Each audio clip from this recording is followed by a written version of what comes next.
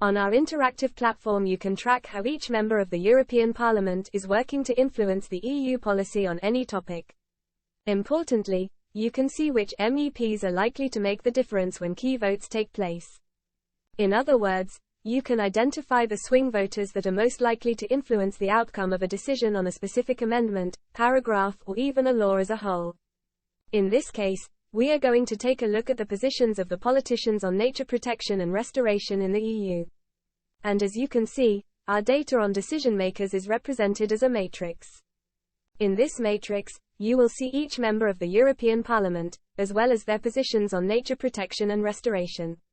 The members who are to the very left of this chart, as you can see here, are pushing for higher, bolder targets to protect and restore nature in the European Union.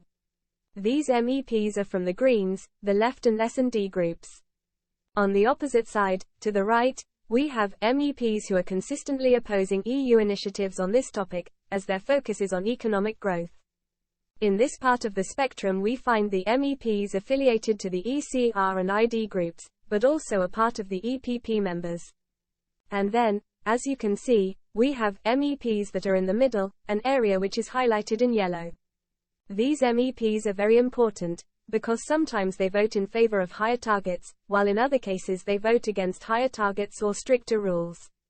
Therefore, they change their position depending on how individual proposals are framed or based on last-minute negotiations. These are the important MEPs to focus on.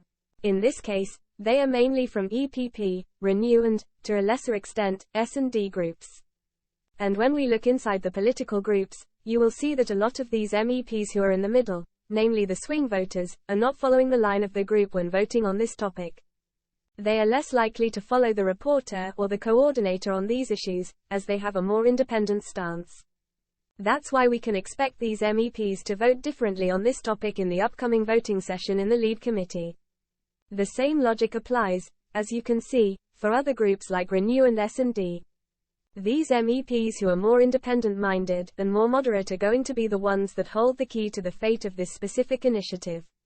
Our analysis is based on the voting track record of these MEPs, which is publicly available and which is a very reliable method to evaluate where the MEPs truly stand, but also to predict future legislative behavior. To this purpose, in the case of this topic, we looked at over 180 votes in order to generate this predictive tool. For more information on our services, including how to access our tools, feel free to contact us at team@eumatrix.eu.